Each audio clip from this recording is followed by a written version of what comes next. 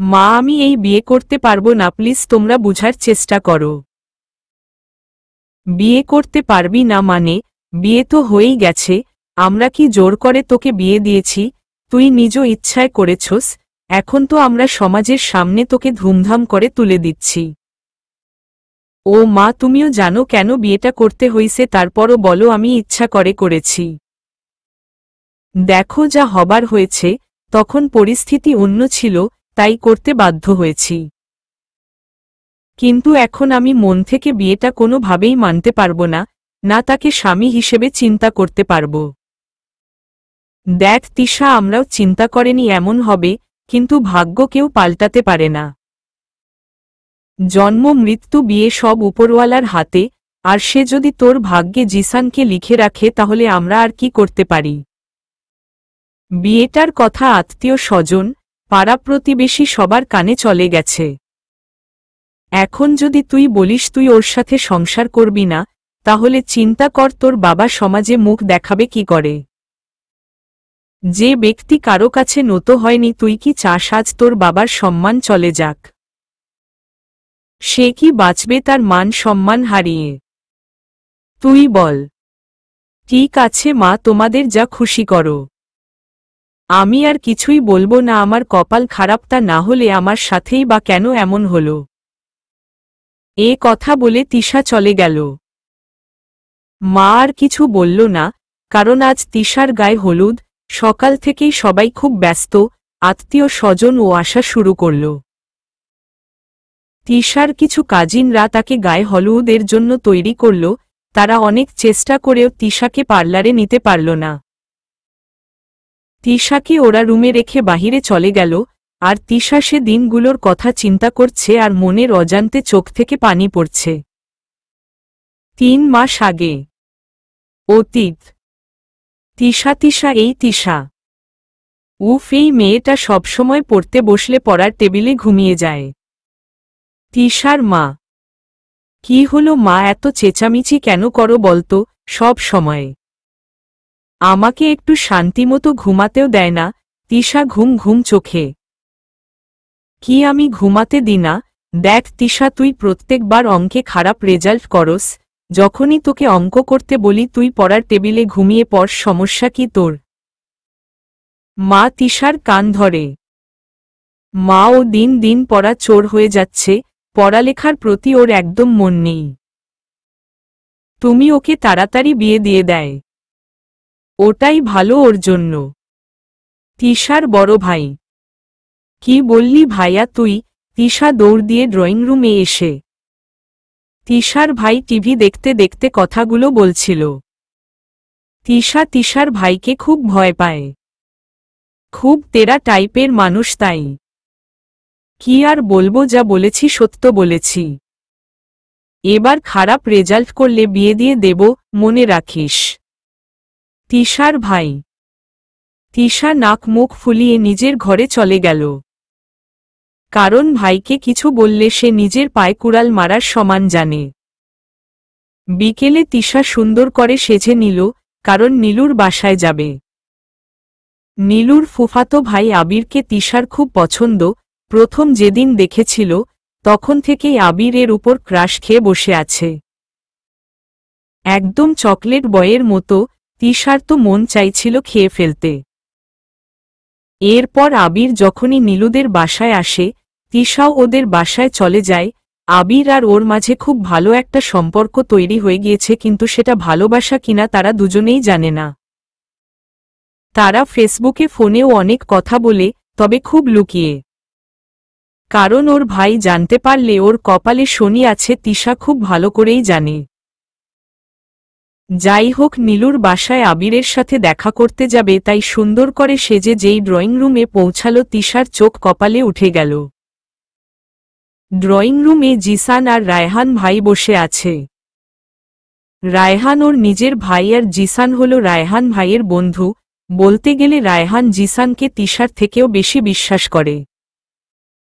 জিসান খুব রোগচটা মানুষ, খুব জেদি, কিন্তু খুব হ্যান্ডসাম, উঁচা লম্বা টল ফিগার।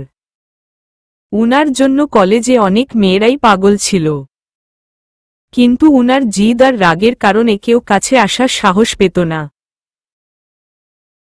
উনাকে দেখলে কেন জানি আমার কলিজা শুকিয়ে যায়। ভাইকে বোকা বানাতে পারলে এই ব্যক্তিকে বোকা বানানো এত সহজ না। দুজনে সোফায় বসে কথা বলছে, আমি আস্তে করে তাদের সামনে দিয়ে যাচ্ছিলাম, হঠাৎ পেছনে থেকে ডাক পড়ল, আমার নিঃশ্বাস বন্ধ হবার মতো। আমি মুখে হাসি রেখে পেছনও তাকালাম, দেখলাম রায়হান ও জিসান ভাই আমার দিকে তাকিয়ে আছে। একটু খেয়াল করে দেখলাম জিসান ভাই আর চোখ দিয়ে আমায় উপর থেকে নিচ পর্যন্ত দেখল, দেখে মোবাইল টিপাতে লাগল। কোথায় যাচ্ছি সেই অবেলায়? রায়হান: ভাইয়া এই তো একটু নীলুর বাসায়। তিশা: কেন? এই তো একটু কাজ ছিল, ও কিছু নোট করেছে, ওগুলো আনতে। তুই আর নীলু এক কলেজে পড়ছ, তাই না? আর ক্লাসমেট ও? এতক্ষণ পর জিসান ভাই প্রশ্ন মারল আমার দিকে। আমি অসহায়ের মতো দাঁড়িয়ে তার দিকে তাকালাম। মন চাইছিল একটা লাঠি এনে উনার মাথায় মারি। জিসান কিছু জিজ্ঞেস করছে, উত্তর দিস না কেন? রায়হান: জি ভাইয়া, আমরা ক্লাসমেট। তাহলে তো নোট কাল কলেজ থেকে নিতে পারবি, এখন বাহিরে যাওয়ার কি দরকার, তার উপর এত সেজে গুজে? বান্ধবীর বাসায় নোট আনতে এত সাজার কি প্রয়োজন পড়ল বলতো? কি আর বলবো, দাঁতে দাঁত চেপে বললাম, খুব দরকার ছিল ভাইয়া নোটগুলো, তাই। আর এমনই একটু সাজতেন মন চাইল, তাই একটু সাজলাম, আর কিছু না। রায়হান ভাই তাকিয়ে আমার কথা শুনতাছে। আমি ভয় আর কিছুই বলতে পারলাম না। ঠিক আছে, খুব বেশি দরকার হলে আমরা নিয়ে আসছি। তুই নীলুকে বলে দে, তোর যাবার দরকার নাই। জিসান: কি বলল জিসান, শুনোস নাই? যা ঘরে যা। রায়হান: আমি রাগে মুখ ফুলিয়ে আবারও নিজের ঘরে চলে গেলাম, কারণ একবার যেহেতু জিসান ভাই মানা করছে, তাহলে আর আজ কোনোভাবেই আমার বাহিরে যাওয়া হবে না। কারণ জিসান ভাইকে আমার পরিবারের সবাই খুব পছন্দ করে। তার কথার উপর আর কোনো কথাই নাই। সে কিছু মানা করলে সেটা আমার বাবা মাও করে না, এতটা ভালোবাসে তাকে। আর রায়হান ভাই তো আছে, তার সাথে সাথে সব কথায় সায় দিবে। তাই সে মানা করার পরও খুব জোর করলে উনার সন্দেহ বেড়ে যাবে। তখন আমার কপালে খারাপই আছে। আমি রুমে গিয়ে তাড়াতাড়ি নীলুকে ফোন দিয়ে বলে দিলাম, তা না হলে ভেজালে পড়ে যেতাম। কলেজে যাবার জন্য তিশা রেডি হচ্ছে। আজ কলেজে প্যারেন্টস মিটিং আছে, তাই তিশার মা বাবাকে যেতে হবে কলেজে। কিন্তু বাবার সময় নেই, তাই তিশার মা একাই গেল তিশার সাথে। ও পরিচয়টা মনে হয় দেয়া হয়নি এখনো আমার। আমি তিশা, ইন্টার সেকেন্ড ইয়ারে পড়ছি, খুব ভালো ছাত্রী না হলেও মোটামুটি আছি। আর এতে আমি সন্তুষ্ট, কারণ সবাইকে যে গোল্ডেন প্লাস পেতে হবে এমন কথা না। যাই হোক, আমার বাড়ির সবাইয়ের মাথা ব্যথা, আরও একটু ভালো করে পড়লে আরও ভালো করতি। তাদের বুঝিয়ে লাভ নাই। আমার যতটুকু সম্ভব আমি চেষ্টা করি ভালো করার। আমার মতে আমি ভালো করেছি। আমরা দুই ভাই বোন। আমার বড় ভাই রায়হান, যে আমার লাইফকে হেল করে রাখে, পড়াশোনা শেষ করে চাকরির জন্য ওয়েট করছে। কিছু ভালো জায়গায় ইন্টারভিউও দিয়েছে। ভাইয়া সিওরের মধ্যে কোনো এক জায়গায় চাকরি হয়ে যাবে। সারা দিন কোনো কাজ নাই বলে আমার পিছে লেগে থাকে। বাবা মাও এত শাসন করে না যতটা ও করে। ভাইরা কি এমন হয়, নাকি আল্লাহ আমাকেই এমন একটা ভিলেন ভাই দিছে? তিশা ও তিশার মা কলেজে এসে পৌঁছাল। তারা ওয়েট করছে, তিশার রোল অনুযায়ী ভেতরে ডাকবে। তিশা কিছুটা চিন্তিত, কারণ এবার পরীক্ষাগুলো তেমন ভালো করে দেয়নি। এমনিই আমাকে বকে আমি নাকি পড়া চোর, তার উপর আজ যদি আফরোজা ম্যাডাম মাকে কিছু বলে, তাহলে বাড়িতে গিয়ে মার একটাও নিচে পড়বে না। সব আমার গালে। তিশা এগুলো ভাবছে গালে হাত দিয়ে। কিছুক্ষণ পর তিশার রোল ডাকা হলে ভাবনার জগৎ থেকে বের হয়ে মাকে নিয়ে আফরোজা ম্যাডাম এর কক্ষে গেল। তাদের বসতে দিয়ে আফরোজা ম্যাডাম তিশার মাকে জিজ্ঞেস করল বাড়িতে সবাই সুস্থ আছে কিনা। তিশার মা কিছুটা অবাক হল এমন প্রশ্নে, তৎক্ষণিক জবাব দিয়ে জিজ্ঞেস করল কেন ম্যাডাম হঠাৎ এমন প্রশ্ন। আসলে তিশা মোটামুটি ভালো ছাত্রী, কিন্তু এবার পরীক্ষাগুলো তেমন ভালো হয়নি, তাই জানার জন্য বাড়িতে কেউ অসুস্থ ছিল কিনা যার কারণে পড়তে পারেনি। তাই হয়তো পরীক্ষাগুলো খারাপ হলো কিনা। আসলে ম্যাডাম পরীক্ষার কিছুদিন আগেই ওর প্রাইভেট টিচারটা চলে গিয়েছিল। তখন একা পড়তে একটু সমস্যা হচ্ছিল, তাই হয়তো কিছুটা বিশৃঙ্খল হয়ে পড়েছিল। হয়তো এমনই ওর কোনো সমস্যা নেই, কিন্তু ফাইনাল পরীক্ষার বেশি দিন বাকি নাই, তাই ওকে এখন পড়াশোনায় অনেক মনোযোগী হতে হবে। আপনারও একটু খেয়াল রাখবেন, তাহলেই হবে। ওকে ম্যাডাম, আমি সব বুঝেছি, এবার আসি। ওকে। আফরোজা ম্যাডাম। ম্যাডামের কক্ষ থেকে বের হয়ে দেখলাম মা আমার দিকে বড় বড় চোখ করে তাকিয়ে আছে। আমি জিজ্ঞেস করলাম মা কি হইছে? এমন করে কি দেখছো আমায়, আগে দেখোনো কখনো? মা রেগে গিয়ে বলল আজ আসিস বাসায়, আর এমন মিষ্টি কথাগুলো তোর ভাই আর বাবার জন্য বাঁচিয়ে রাখো। রায়হান ঠিকই বলেছে, তুই একটা পড়া চোর হয়ে গিয়েছস। দিন দিন মানুষের উন্নতি হয় আর তোর অবনতি হচ্ছে। আমার তো ত্বকে নিয়ে গর্ব করার কথা।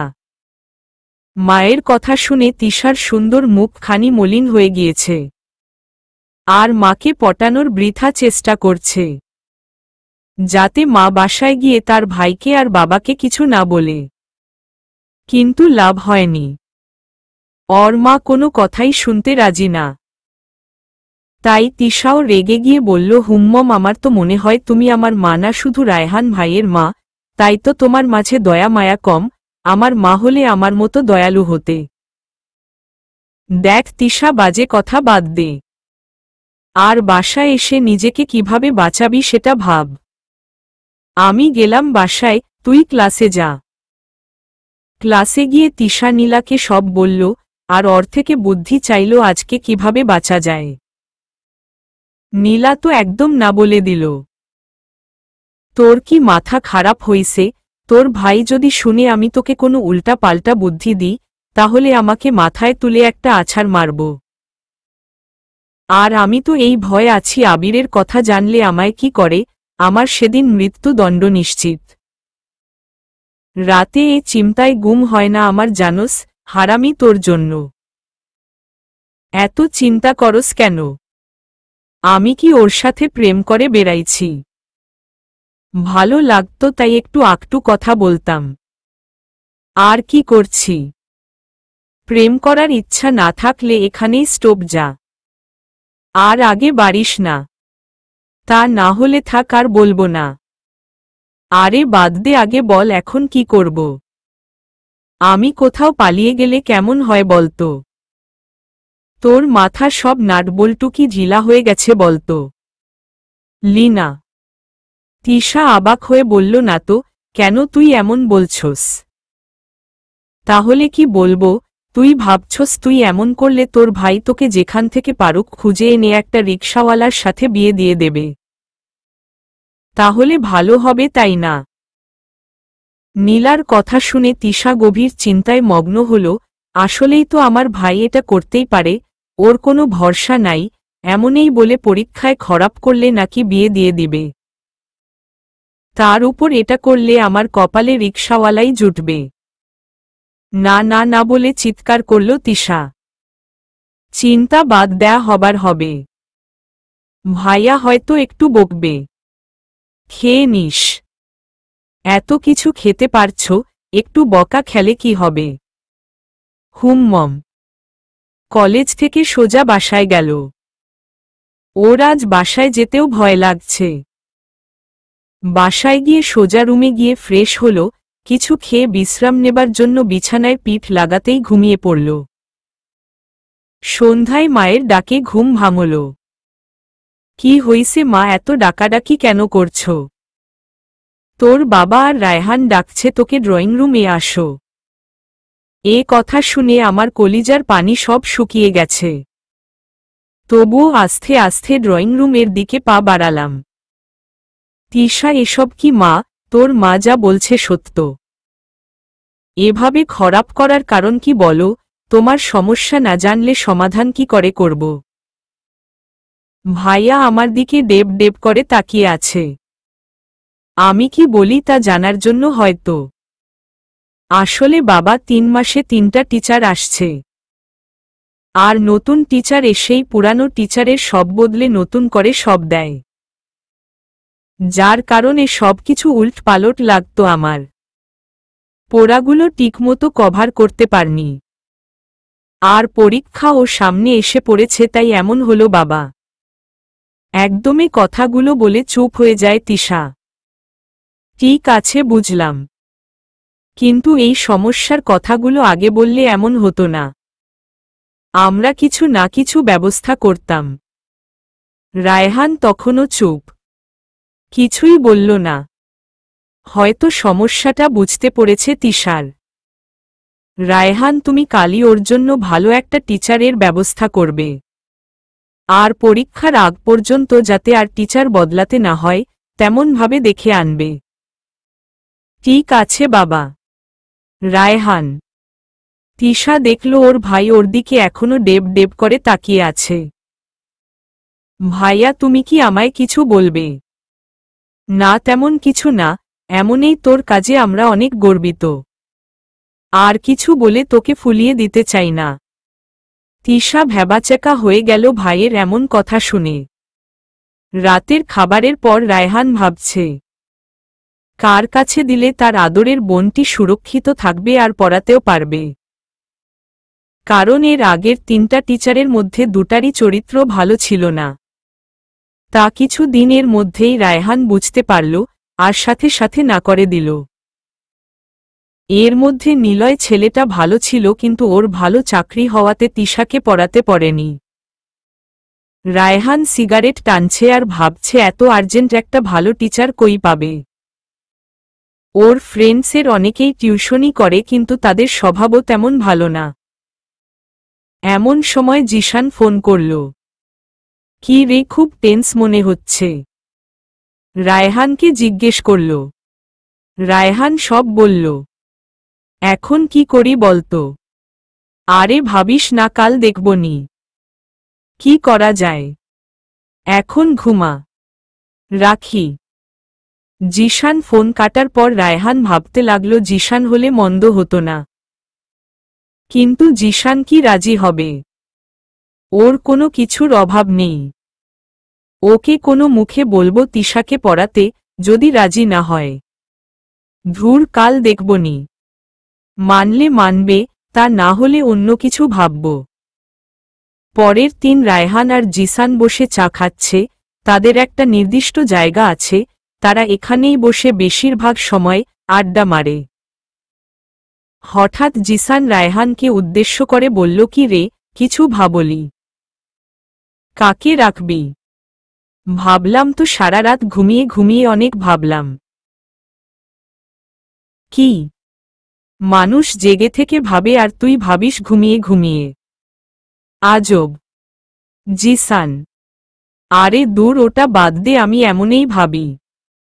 রায়হান। ঠিক আছে বসো, এখন বল কাকে দিয়ে পড়াবি? জিসান। তুই ছাড়া আমার কে আছে বল?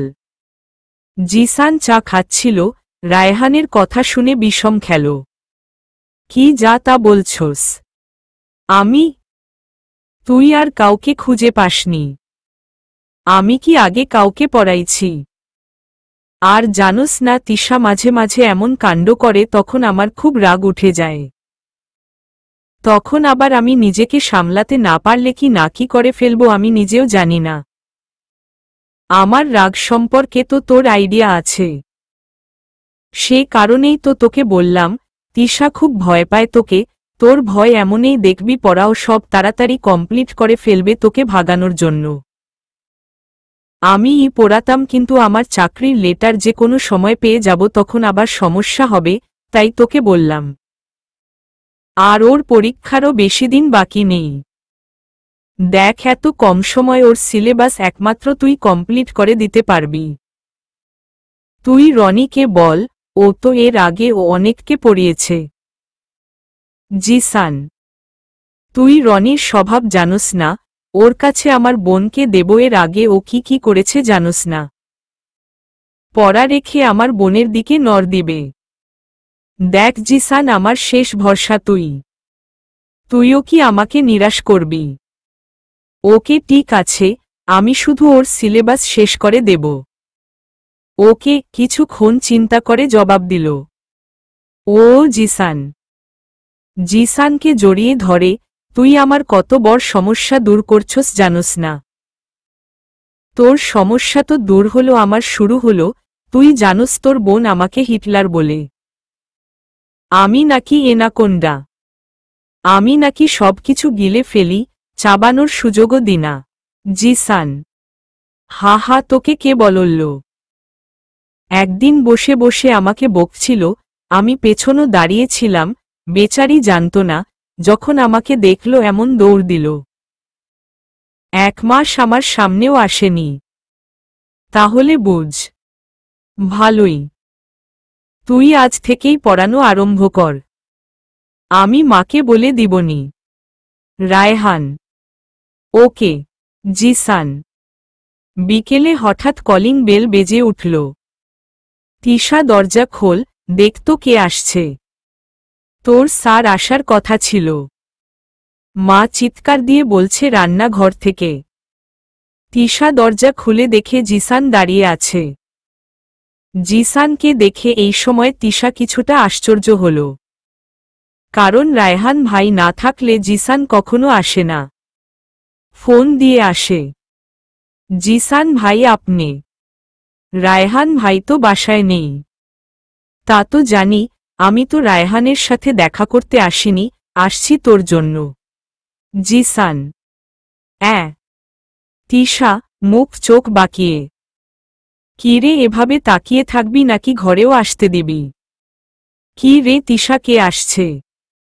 মার কথায় তিশার ধ্যান ভাঙল। মা। জিসান ভাই। তিশা মনে মনে ভাবছে, এই হিটলার আমার সাথে দেখা করতে কেন আসছে, মতলব কি? আরে জিসান বাবা, আসো আসো। বাহিরে দাঁড়িয়ে আছো কেন, ভেতরে আসো।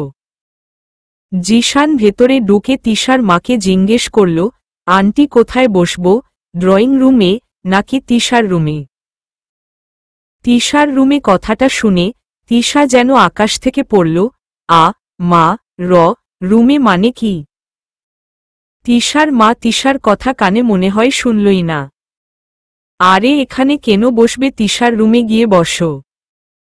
ওখানে পড়াতে সুবিধা হবে। এতক্ষণ পরে তিশার চিন্তার অবসান হল, নিউ টিচার আর কেউ না, জিসান। তিশা তো পারে না, কেঁদেই দেয়। এই লোকটার কাছে কিভাবে পড়ব আমি, এটা তো 1 নাম্বারের হিটলার। এনাকোন্ডা। আমাকে গিলে খেয়ে ফেলবে।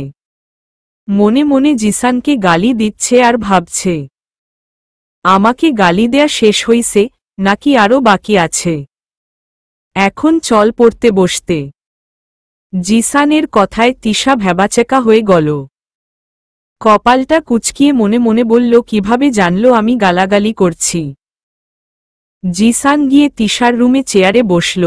তিশার কোনো সাবজেক্টে সমস্যা আছে তা আগে বের করতে বলল।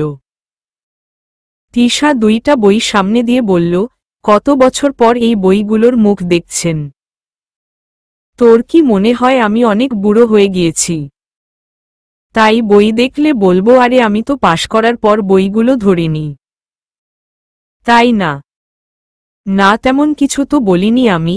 আপনি একটু বইগুলোর সাথে পরিচিত হন, আমি একটু আসছি। কই যাস তুই? পড়া রেখে। জিসান। এই তো আম্মুর কাছে, আমি এখনই আসছি। তিশা সোজা ওর মার কাছে গিয়ে জিজ্ঞেস করল, মা, কি হইছে, সারাদিন বকরির বাচ্চার মতো ম্যাম্যা করস কেন? আর তুই এখানে কি করস? পড়তে না বসে? মা, আমি কি তোমার সৎ মেয়ে নাকি রাস্তা থেকে কুড়িয়ে পাইছ? কি যা তা বলছিস? তোর মাথা কি ঠিক আছে? কিভাবে মাথা ঠিক থাকবে? তোমরা একটা বারও আমাকে জিজ্ঞেস করলে না জিসান ভাইকে ঠিক করার আগে? এমনই তাকে আমার সহ্য হয় না, তার উপর আমার ঘাড়ে বসিয়ে দিয়েছ। দেখ তিশা, আর কোনো কথা শুনতে চাই না। জিসান বসে আছে, আগে পড়া শেষ কর, তারপর কথা হবে। তিশা চলে গেল ওর রুমে। চেয়ারে বসে জিসানের দিকে তাকিয়ে আছে। জিসান বুঝতে পেরে বইটা বন্ধ করে তিশার দিকে তাকিয়ে জিজ্ঞেস করল, কি সমস্যা? এভাবে তাকিয়ে আছোস কেন? কিছু বলবি? আমি আপনাকে কি বলে ডাকব, স্যার নাকি জিসান ভাই? টাই। জিসান জানত তিশা এমন স্টুপিড মার্কা প্রশ্নে করবেই। তিশা, মুখ বন্ধ কর, না হলে মশা ঢুকবে। তিশা আবার, আচ্ছা স্যার, আইডিয়াটা কার ছিল আমাকে পড়ানোর? তোর রায়হান ভাইয়ার। জিসান। তিশা মনে মনে বলা শুরু করল, হে আল্লাহ, একটা রশি ফেলো, আমি উঠে যাই তোমার কাছে। কেন এমন ভাই আমার কপালে জুটল? এখন যদি তোর প্রশ্ন শেষ হয় তাহলে এবার পড়ায় মনোযোগ দেয়া যাক। তিশাকে সব পড়া বুঝিয়ে দিয়ে জিসান চলে গেল। কাল আবার আসবে, অনেক পড়া দিয়ে গেছে, সব যাতে কমপ্লিট পায় কাল, তিশাকে বলে গেল। তিশা ভাবছে যদি ভালো মতো দিতে না পারি কাল আবার যেন কি শাস্তি দেয় আল্লাহই জানে। সেই দিনের শাস্তির কথা তিশার এখনো মনে আছে। এই তো কয়েক সপ্তাহ আগের কথা। তিশা কোচিংয়ে গিয়ে শুনে আজ স্যার পড়াবে না, অসুস্থ। তাই তিশা আর ওর কিছু কোচিং ফ্রেন্ডসরা প্ল্যানিং করল আজ পার্টি করবে ওরা। তিশার সাথে নীলাও ছিল, আর 3 জন ছেলে ফ্রেন্ডস যারা তিশার সাথে কোচিংয়ে পড়তই। ওরাও এই এলাকায় থাকে। তিশা ও ওর ফ্রেন্ডসরা রাস্তার পাশে দাঁড়িয়ে দাঁড়িয়ে ফুসকা খাচ্ছে আর ক্লাসের কিছু বিষয় নিয়ে হাসাহাসি করছে। জিসান বাইক নিয়ে যাবার সময় তিশাকে দেখে থেমে যায়। বাইক থেকে নেমে তিশার কাছে গিয়ে জিজ্ঞেস করে, এখানে কি করস তুই? তোর না এখন কোচিংয়ে থাকার কথা? হঠাৎ জিসানকে দেখে তিশা বিষম খায়, ফুসকা মনে হয় ওর গলা দিয়ে নামছে না। কোনো রকম খেয়ে বলল, আজ ছুটি দিয়ে দিয়েছে স্যার, সে অসুস্থ। তাই খুশিতে ফুসকা পার্টি চলছে, তা আবার রাস্তা দাঁড়িয়ে। তাই না? জিসান রাগে কটমট করে কথাগুলো বলছে। চল আজ আমি তোকে ফুসকা খাওয়াবো, দেখি তুই কত খেতে পারিস। মামা 1 প্লেট ফুসকা বানান করা জাল দিয়ে। এ কথা শুনে তিশা তো ভয় কাঁপতে লাগল, আর নীলা ফুসকার প্লেটটা রেখে বিল দিতে চাইলে জিসান বলে, আমি দিয়ে দেব নীলা। তোমরা যাও, নাকি তোমাদের জন্যও অর্ডার করব? না ভাইয়া, আমাদের পেট ভরে গেছে, আমরা আসি। সব দৌড় সেখান থেকে। জিসান ফুসকার প্লেটটা নিয়ে তিশাকে দিল। খাও এবার। তিশা প্লেটটার দিকে তাকিয়ে দেখল মরিচ দিয়ে ভরা। সে জিসানের দিকে অসহায়ের মতো তাকিয়ে থাকল। তুই খাবি নাকি আমি খাইয়ে দেব? জিসান, না না, আমি খাচ্ছি বলে তিশা শুরু করল। ওর চোখ নাক লাল হয়ে গিয়েছে, চোখ দিয়ে পানি পড়ছে। তবুও সব খেল। নেক্সট টাইম এভাবে দেখলে এর থেকে বেশি হবে, মনে রাখিস, বলে একটা রিকশা ডেকে ভাড়া দিয়ে দিল রিকশা চালককে। আর কিছু চকলেট তিশার হাতে দিয়ে দিল। তিশা রাখবে নাকি কাঁদবে কিছুই বুঝতে পারছে না। বাসায় এসে ওর ভাইকে বিচার দিচ্ছে জিসান কি করছে। ওর ভাই ওর সামনে এসে যা বলল এতে ও আরও অবাক হল।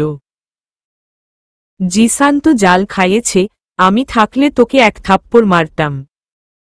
রাস্তায় দাঁড়িয়ে দাঁড়িয়ে তুমি পার্টি করো, তা আবার এলাকার বদ ছেলেদের সাথে করে। আবার বিচার দিতে আসছো? যা ঘরে যা। তিশা দৌড় দিয়ে ঘরে চলে গেল। সেদিন কিছুই আর খায়নি, রাগ করে। পরে তিশার বাবা এসে ওর রাগ ভাঙিয়ে নিয়ে গিয়েছিল। তিশা হঠাৎ ওর মার ডাকে ভাবনার জগৎ থেকে বের হল। মনে মনে ভাবছে, লোকটা আমার সাথে এমন কেন করে? আসলে সমস্যা কি তা ও কখনো বলে না। এভাবে অনেকদিন চলে গেল। তিশার সিলেবাসও অনেকটা কমপ্লিট হয়ে গিয়েছে। জিসানের ভয়ে তিশা পড়াচুরি করতে পারেনি। জিসান পড়ানোর সময় তেমন কোনো কথা বলে না তিশার সাথে। জিসানের মনে তিশার জন্য সব কিছু আছে, তা ভালোবাসা কিনা তা বুঝতে পারছে না। তবে তিশার প্রতি ও ফুটবল তা জিসান কয়েকদিনে তিশাকে পড়াতে গিয়ে বুঝতে পেরেছে, কিন্তু জিসান তিশার সামনে এমন কোনো কিছু প্রকাশ করতে চায় না। কারণ রায়হান আর জিসানের বন্ধুত্বের ফাটল ধরুক এমন কিছু জিসান চায় না। অনেক বিশ্বাস করে জিসানকে এই দায়িত্ব দিয়েছে, আর তাই জিসান নিজের ভালো লাগাটা প্রকাশ করে না কখনো। জিসান রাগী হলেও ও খুব গম্ভীর প্রকৃতির মানুষ। ও কি চিন্তা করে তা কখনো কেউ বলতে পারে না, আর নিজের আবেগকে কখনো প্রকাশ করে না। জিসানের চরিত্র ঠিক নারিকেলের মতো, উপর দিয়ে খুব শক্ত কিন্তু ভেতরে নরম। এভাবে বেশ কিছু দিন চলে গেল। রাতে তিশার মা ড্রয়িং রুমে বসে সবাইকে উদ্দেশ্য করে তিশার বাবাকে বলল, জানো আজ কে ফোন দিয়েছে? তিশার বাবা একটু নেড়ে চেড়ে বলল, কে? রফিক ভাই, সীমার নাকি বিয়ে ঠিক হয়ে গিয়েছে, দাওয়াত দেবার জন্য ফোন দিয়েছে, কাল সকালে তোমাকেও ফোন দিবে। বেশি দিন বাকি নাই, এই শুক্রবারেই নাকি বিয়ে। মামাতো বোনের বিয়ের কথা শুনে তিশা তো মহা খুশি। অনেকদিন পর একটু আনন্দ করতে পারবে। এত তাড়াহুড়া কেন বিয়ের জন্য? আর এমন সময় বলল, আমি তো কিছুতেই ছুটি নিতে পারবো না অফিস থেকে। তোমাকে তো আগেই বললাম, এই মাসে অফিসের কাজ অনেক বেশি। কি করা যায় বলতো? তিশার বাবা, আমি ভাইজানকে বলেছি সব, আমি বলে দিয়েছি আমরা আসতে পারবো না, কিন্তু রায়হান আর তিশাকে পাঠিয়ে দেব। মা, আমার তো তোমাদের গ্রামে যেতে মন চায় না, এই আধুনিক যুগেও ওখানকার মানুষ বিভিন্ন কুসংস্কার নিয়ে আছে। দেখ বাবা, যেতে তো হবে। আমরা ছাড়া তোর মামার কে আছে? গ্রামের মানুষকে কুসংস্কার থেকে মুক্ত করার জন্য তোর মামা এত লেখাপড়া করার পরও গ্রামে থেকে গেছে। ওখানকার বাচ্চাদের জন্য একটা স্কুলও খুলেছে। এর জন্য ভাইজানকে অনেক কিছু সহ্য করতে হইছে। এখনো অনেকে আছে যারা চায় তোর মামা যেন গ্রাম ছেড়ে চলে যায়। কিন্তু গ্রামের মানুষ যারা তোর মামাকে শ্রদ্ধা ও ভালোবাসে তাদের জন্য পারে না। ঠিক আছে বাবা, কবে যেতে হবে? রায়হান, তিশা ওর মাকে বলল, আমাকে আগে মার্কেটিং করে দিতে হবে, তারপর যাওয়া। দেখছস রায়হান, তোর বোনের এখন আবার শপিং করতে হবে। আচ্ছা ঠিক আছে, সকাল সকাল শপিংয়ের ঝামেলা সারিয়ে ফেলব। তোরা বিকেলে রওনা দিস। তিশার মা, ওকে। সব গুছিয়ে নে, সময় কম। আর রাতও অনেক হইছে, তিশা গিয়ে ঘুমা, কাল অনেক জার্নি কাটতে হবে। তিশার বাবা, রায়হান রুমে গিয়ে ভাবল জিসানকে সাথে নিলে কেমন হয়। একা একা আর বোর ও হব না। জিসানকে কল দিল, অনেক বলার পর জিসান রাজি হলো যেতে ওদের সাথে। ওকে, কাল দেখা হবে বিকেলে। সকাল সকাল শপিং শেষ করে খাওয়া দাওয়া করে তিশা রেডি হয়ে গেল। বাহিরে বের হতে দেখল জিসান হুন্ডা থেকে নামছে। আরে জিসান ভাই, ভাইয়ার সাথে দেখা করতে আসছেন? কিন্তু আমরা তো এখন বের হবে। ভাইয়া আপনাকে কিছু বলনি? যা, ত্বকে ধরে রাখছে কে? জিসান তিশাদের বাড়ির ভেতর হুন্ডাটা রাখল। আরে জিসান, আসছস? দাঁড়া, আমি ব্যাগ নিয়ে আসছি। তুই সব কিছু আনছস তো? রায়হান: আরে হো, সব কিছু নিছি, তুই তাড়াতাড়ি কর, লেট হলে বাস পাবো না। তিশা হা করে আছে। এটা কি হলো জিসান ভাই, ও আমাদের সাথে যাবে? কেউ আমাকে কিছু বলল না কেন? এই লোকটা আমার জীবন তেজপাতা বানিয়ে দিচ্ছে। কি রে, হা করে আছস কেন? মুখটা বন্ধ কর। আপনিও আমাদের সাথে আসছেন? তিশা: মম, আপনার কি অন্য কোনো কাজকর্ম নাই? তিশা: আছে তো, তোকে পাহারা দেয়া। মা মানে? তুই যাতে অন্য কারো নড়ে না পড়িস, সবার বদ নড় থেকে বাঁচিয়ে রাখা, এটা কি এত সহজ বল? এটাই এখন আমার প্রধান কাজ। জিসান তিশার একদম সামনে এসে কথাটা বলল।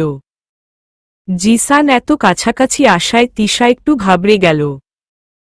ও 2 পা পেছনো নিয়ে বলল, মানে কি আমাকে কেন পাহারা দেবেন? আমি কি ছোট বাচ্চা? বাচ্চা না, তাই তো আগলে রাখতে হয়। বাচ্চা হলে তো কোলে করে নিয়ে যেতাম। ভালো হতো তখন, ঠিক না? জিসান একটু বাঁকা হাসি দিয়ে কথাটা বলল। জিসানের মুখে এমন কথা শুনে তিশা তো শোকড। এমনভাবে জিসান কখনো তিশার সাথে কথা বলেনি, তাই তিশা কিছুটা চিন্তায় মগ্ন। কিছুক্ষণ পর তিশা, জিসান ও রায়হান রওনা দিল ওদের গন্তব্যে। ওদের মামা বাস স্ট্যান্ডে ওদের নেবার জন্য দাঁড়িয়েছিল। ওদের যেতে অনেক রাত হল। তিশার মামা ওদেরকে নিয়ে বাসায় ঢুকল। সীমা দৌড় দিয়ে তিশাকে জড়িয়ে ধরল। ছাড়, এত জোরে জড়িয়ে ধরলে তোর বিয়ের আগেই মারা যাব। তিশা: যা শয়তান, তুই তো আমায় ভুলে গেছস, তাই তো একবার দেখতেও আসিস না। সীমা কিছুটা রাগ নিয়ে কথাটা বলল। ও, নতুন বউ দেখি রাগ করছে। এত রাগ জামাইরে গিয়া দেখাইও আমারে না। তিশা: আমরাও আছি সীমা, আমাদের মনে হয় তুই দেখছ নাই। নাকি আমরা চলে যাব?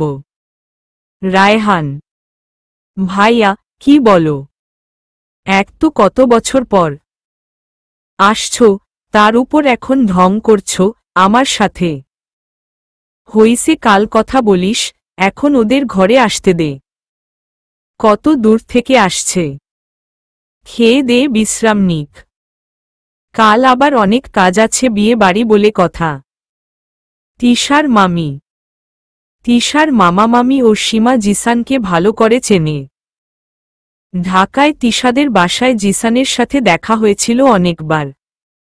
তাদের ভালো সম্পর্ক তৈরি হয়ে গিয়েছে।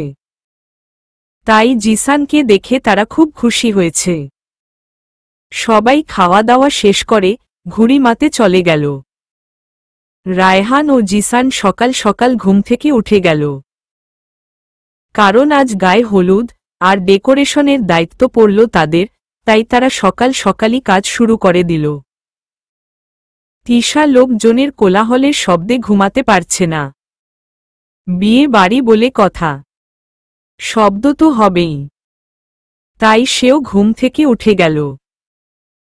আজ সকালটা তার কাছে অনেক ভালো লাগছে। গ্রামের বিয়ে বাড়িগুলো ঢাকার মতো না, কিন্তু অনেক মজা হয়, বান্ধবীদের মুখে অনেক শুনেছিল।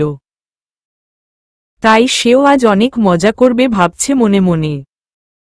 ঘুম থেকে উঠে ফ্রেশ হয়ে বাহিরে এসে দেখল সবাই ব্যস্ত। তিশা চিন্তা করল একটু হাঁটাহাঁটি করে চারপাশটা দেখি। কাল তো রাত ছিল, কিছুই দেখতে পারিনি। রাস্তা দিয়ে হাঁটতে হাঁটতে অনেকটা দূরে এসে পড়ল বাড়ি থেকে। চারদিকে ধানক্ষেত, সবুজের সমাহার।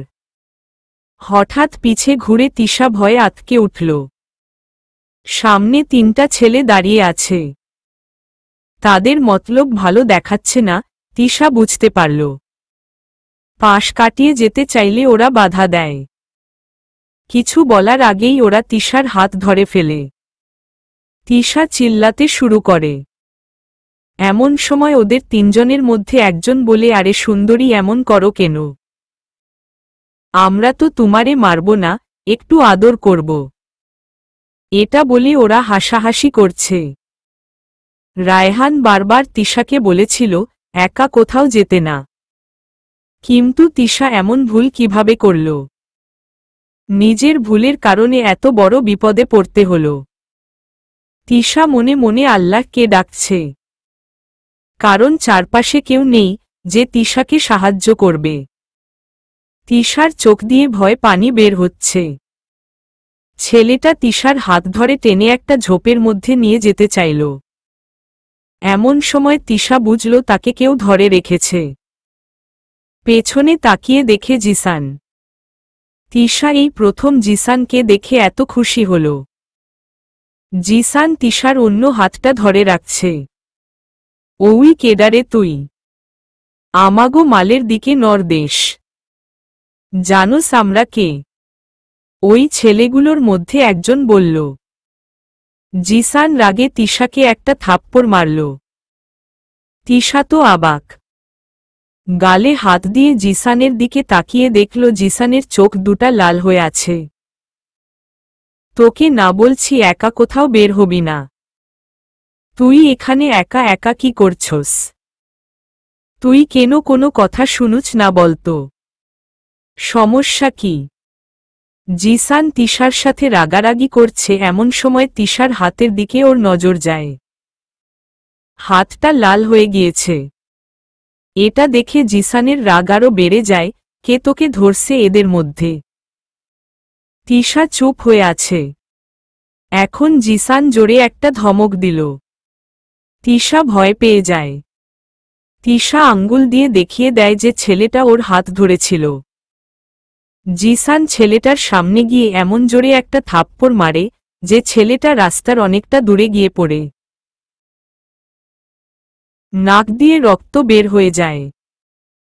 থাপ্পড়টা এমনি জোরে ছিল, ওদের মধ্যে আরেকজন জিসানকে মারার জন্য এগিয়ে আসতে চাইলে জিসান তার বুকে এমন এক লাথি মারে, ছেলেটা পাশের খেতে গিয়ে পড়ে। আর ওদের সাথে তয় ছেলেটা ভয় পালিয়ে যায়। প্রথম ছেলেটাও চলে যেতে যেতে বলে এর প্রতিশোধ আমি নেব। জিসান তিশার হাত ধরে বাসায় নিয়ে এলো। এই দৃশ্য অনেকেই দেখছে গ্রামের। তিশাকে সোজা ওর ঘরে গিয়ে বসালো। এখনো জিসানের রাগ কমছে না, কারণ ও সময় মতো না গেলে আজ কি হতো তা ভেবেই ওর বুক কেঁপে ওঠে। তিশার দিকে তাকিয়ে আছে। তিশা খাটে বসে নিচের দিকে তাকিয়ে আছে, কিছুই বলছে না। জিসান দেখল তিশার গালে ওর আঙ্গুলের ছাপ পড়ে গেছে।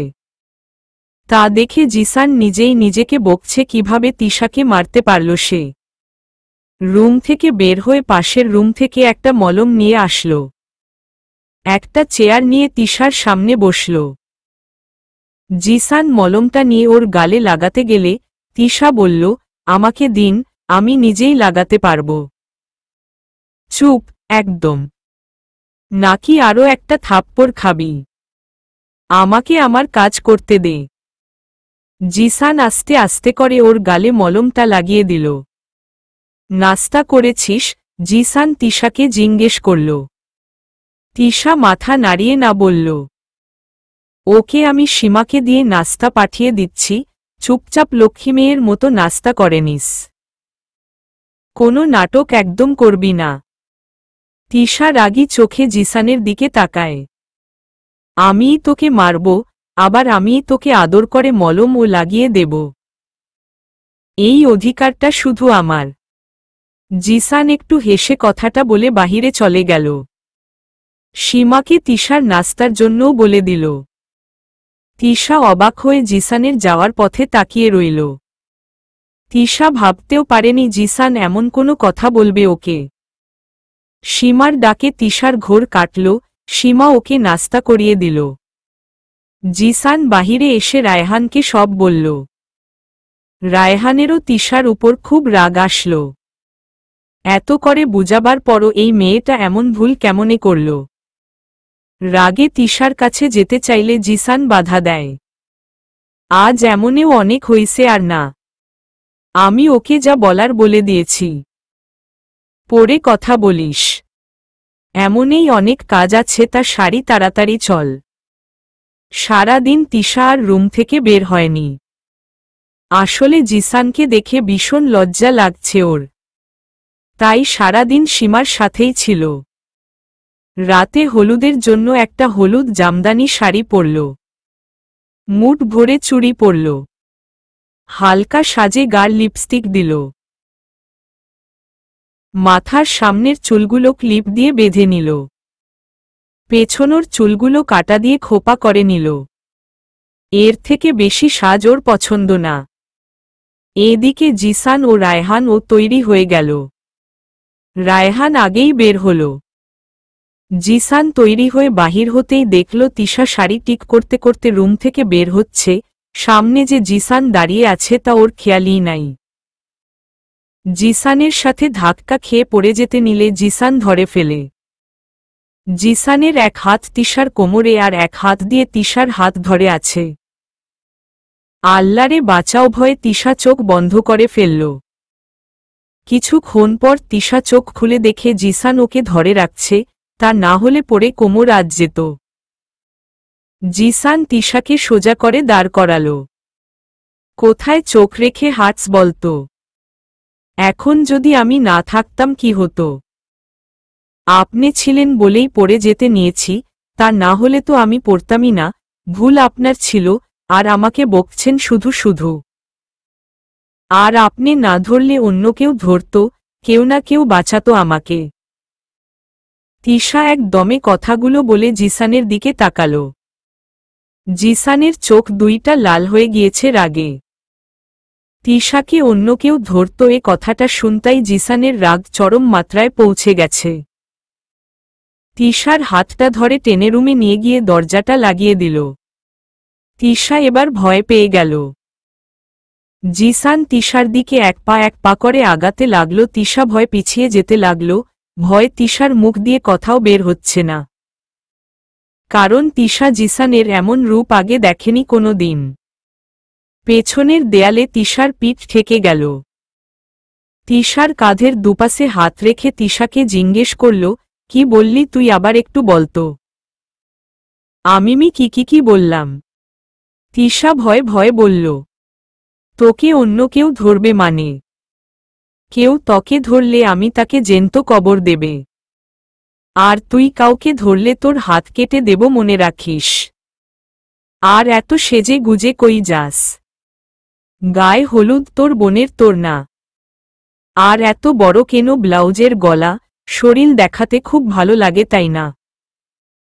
জিসান তিশার খোপাটা খুলে পিঠোটা ঢেকে দিল চুল দিয়ে। এমন বড় গলার ব্লাউজ আর কখনো যাতে পরতে না দেখি। এ কথা বলে তিশার কপালে একটা ভালোবাসার পরশ বসিয়ে দিল। তিশা হালকা কেঁপে উঠল। তিশা এখনো হতভম্ব হয়ে দাঁড়িয়ে রইল। আর জিসান চলে গেল। হঠাৎ জিসান আবার আসল। কি রে, এখানেই দাঁড়িয়ে থাকবি নাকি বাহিরে আসবি? রায়হান ডাকছে তোকে। জিসানের কথায় ধ্যান ভাঙল তিশার। একটু আগে যা ঘটল তা কি সত্য ছিল? তিশা বাহিরে গিয়ে দেখল উঠান ভর্তি মানুষ। তিশা এদিক ওদিক তাকিয়ে সবকিছু দেখতে লাগল, কারণ কাউকে ও তেমন ভালো করে চিনে না। হঠাৎ দেখল জিসানকে ঘিরে অনেকগুলো মেয়ে দাঁড়িয়ে আছে। আরও মেয়েগুলোর সাথে হাসাহাসি করছে। তিশার গা জ্বলে যাচ্ছে। ঢং আমাকে বলে কোনো ছেলের আশেপাশে ও যাতে না যাই, আর নিজে মেয়েদের মাঝে বসে রংতামাশা করছে। তিশা মনে মনে জিসানের 14 গোষ্ঠীকে বকছে।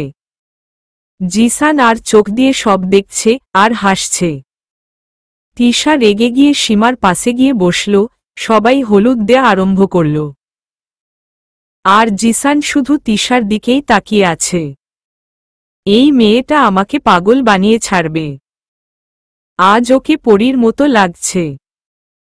এভাবে চলতে থাকলে নিজেকে ওর কাছ থেকে দূরে রাখা কষ্ট হয়ে পড়বে। এই মেয়েটা কি এখনো বুঝতে পেরেছে আমি ওকে কত ভালোবাসি? 1 নাম্বারের গর্দভ, আমি খুব ভালো করেই জানিও হয়তো এখনো বুঝেনি। জিসান তিশার দিকেই তাকিয়ে আছে। এই মেয়েটা আমাকে পাগল বানিয়ে ছাড়বে, আজ ওকে পরীর মতো লাগছে। এভাবে চলতে থাকলে নিজেকে ওর কাছ থেকে দূরে রাখতে কষ্ট হয়ে পড়বে। আচ্ছা, তিশা কি এখনো বুঝতে পেরেছে আমি ওকে কত ভালোবাসি? 1 নাম্বারের গর্দভ, আমি খুব ভালো করেই জানিও হয়তো এখনো বুঝেনি। কিভাবে ওকে বুঝাবো? আমাকে দেখলেই এড়িয়ে চলে। মনে হয় আমি কোনো জঙ্গলের বাঘ ওকে গিলে খেয়ে ফেলব। ও আল্লাহ, হে মেয়েটাকে একটু বুদ্ধি দেও, তা না হলে আমার জীবন তেজপাতা করে তুলবে। জিসান তিশার দিকে এক নড়ে তাকিয়ে মনে মনে কথাগুলো বলছে আর হাসছে। সীমা, তোকে অনেক সুন্দর লাগছে, জিজু দেখলে পাগল হয়ে যাবে। তিশা, তাই তুমিও কোনো দিক দিয়ে কম লাগছ না। দেখো না বউ, আমি আর সবাই তোমার দিকে তাকিয়ে আছে। কতজনকে আজ ঘায়েল করে দিচ্ছ কে জানে। সীমা, তাইনি জেলাস ফিল করছো গো? তিশা মুখটা একটু ভেঙ্গছিয়ে সীমাকে বলল। চারদিক নজর করতে গিয়ে হঠাৎ জিসানের চোখ পড়ল সকালের ছেলে 3টার দিকে। স্টেজের পাশে একটা গাছে দাঁড়িয়ে কথা বলছে আর তিশার দিকে তাকাচ্ছে। ওরা তিশাকে নিয়ে কিছু একটা বলছে, এটা জিসানের বুঝতে আর বাকি রইল না। তাই সে তাড়াতাড়ি রায়হানের কাছে গেল আর সব খুলে বলল। রায়হানকে ছেলেগুলোকে দেখিয়ে বলল, এদেরকে এখানে ইনভাইট করছে। মামা দেখো তো, এদের চিনেননি? মামা তাকিয়ে দেখল এরা এই এলাকার মেম্বারের ছেলে আর তার বন্ধু। রায়হান মামাকে সব খুলে বলল, সকালে কি কি হলো, আর এখনো ওরা তিশাকে ইশারা করে কি যেন বলছে। রায়হান মামার সাথে। হে আল্লাহ, কি বলস? আমাকে আগে বলস নাই কেন? এরা একবার যার দিকে নড় দেয় তার জীবন নষ্ট করে দেয়। এই এলাকার অনেক মেয়ের জীবন নষ্ট করেছে। মেম্বারের ছেলে বলে কেউ কিছু করতে পারে না। দেখ, তোরা তিশার দিকে একটু নড় রাখিস, ওকে একা কোথাও যেতে মানা করিস। ঠিক আছে। আল্লাহ আল্লাহ করে 2 দিন ভালোই ভালো গেলেই হলো। তারপর 1 মিনিটও তোদের এখানে থাকার দরকার নাই। তিশার মামা। জিসান ও রায়হান টেনশনে পড়ে গেল। তাই তারা সিদ্ধান্ত নিল, জিসান যেহেতু মেহমানদের বেশিরভাগকেই জানে না, তাই জিসান শুধু তিশার দিকে নড় রাখবে আর রায়হান মেহমানদের আপ্যায়ন করবে। জিসান, তিশাকে কিছু বলিস না, ওর মনটা খারাপ হয়ে যাবে। টেনশন ও করবে। রায়হান, হুম্মম ঠিক বলেছিস, ওকে বুঝতে দেয়া যাবে না, ওর আনন্দটাই মাটি হয়ে যাবে। রায়হান চলে গেল, কারণ মামার একার পক্ষে এত কিছু করা সম্ভব না। আর জিসান দূর থেকে তিশাকে পাহারা দিচ্ছে। একজন একজন করে সীমাকে সবাইকে গায়ে হলুদ দিল। রায়হান ব্যস্ত বলে জিসানকে ভাই হয়ে হলুদ দিতে বললে সবাই। জিসান সীমার কপালে একটু হলুদ দিয়ে একটু মিষ্টি খাইয়ে দিল। হঠাৎ তিশা বলে উঠল, এত মিষ্টি খাইস না, বিয়ের আগেই মুটকি হয়ে যাবি। তিশার কথা শুনে জিসানের খুব হাসি পেল। একটু হলুদ নিয়ে তিশার নাকে লাগিয়ে দিল। সীমার কথা না ভেবে তুই নিজেকে দেখ, দিন দিন কোলবালিশ হয়ে পড়ছিস। তোর জামাইয়ের কোলবালিশ কেনা আর লাগবে না, তোকে পেলেই হবে। জিসানের কথা শুনে তিশার মাথা নষ্ট হয়ে গেল। কি আমি কোলবালিশ? কোনো দিক দিয়ে? আপনার চোখ নষ্ট হয়ে গিয়েছে, ঢাকায় গিয়ে চোখের ডাক্তার দেখাবেন। আর আপনি আমাকে হলুদ দিয়েছেন কেন? বিয়ে কি আমার? না, তোর না, তবে শুনেছি বউয়ের হলুদ কুমারী মেয়েদের দিলে তার বিয়ে নাকি তাড়াতাড়ি হয়। তাই আর কি তোকে দিয়ে দিলাম, যাতে করে তোকেও আমরা তাড়াতাড়ি বিদায় করতে পারি। তিশা তো রেগে গিয়ে চলে যেতে চাইলে সীমা বাধা দেয়। আরে কই যাস, জিসান ভাইয়া তোর সাথে দুষ্টুমি করছে, দেখস না মিটমিটিয়ে হাসছে। তিশা খেয়াল করল সত্যিই জিসান হাসছে ওর দিকে তাকিয়ে।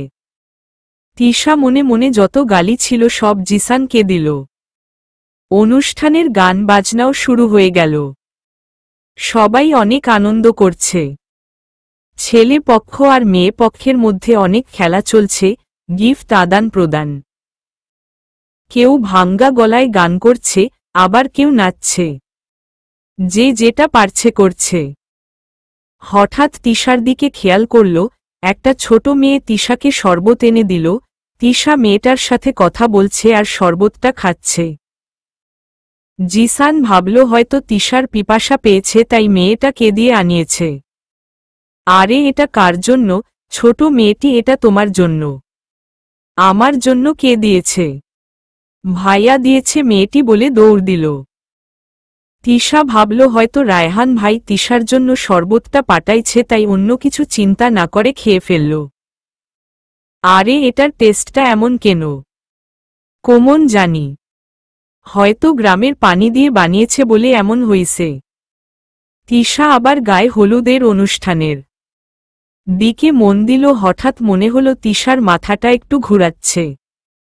তিশা ভাবল হয়তো ক্লান্ত লাগছে বলে এমন হচ্ছে, তাই সীমাকে বলে বাড়ির ভেতরে যাবার জন্য হাঁটতে লাগল। মাথাটা খুব বেশি ঘুরাচ্ছে, হাঁটতেও কষ্ট হচ্ছে। জিসান এতক্ষণ একটু সাইড গিয়ে রায়হানের সাথে ফোনে কথা বলছিল, তাই খেয়ালই করেনি তিশা কখন উঠে চলে গেছে। ফোনটা পকেটে রেখে দেখল তিশা নাই। আরে তিশা কই গেল?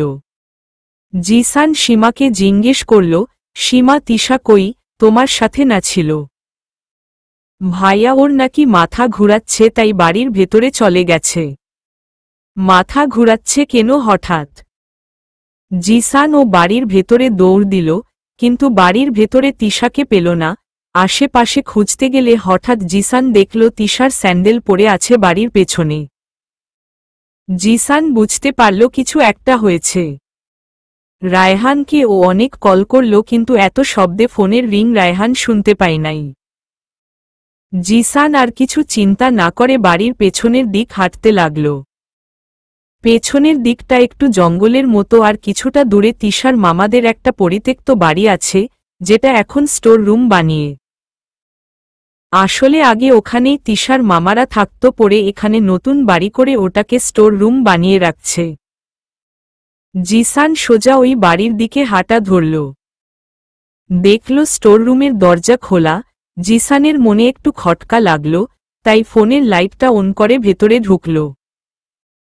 ভেতরে গিয়ে দেখে তিশা অজ্ঞান হয়ে পড়ে আছে মাটিতে। জিসান দৌড়ে গিয়ে তিশাকে জড়িয়ে ধরে, আর তিশা তিশা বলে ডাকতে থাকে। হঠাৎ জিসানের মাথায় ভারী কিছু দিয়ে কেউ বাড়ি মারে, আর জিসানও সেখানে অজ্ঞান হয়ে যায়। চলবে।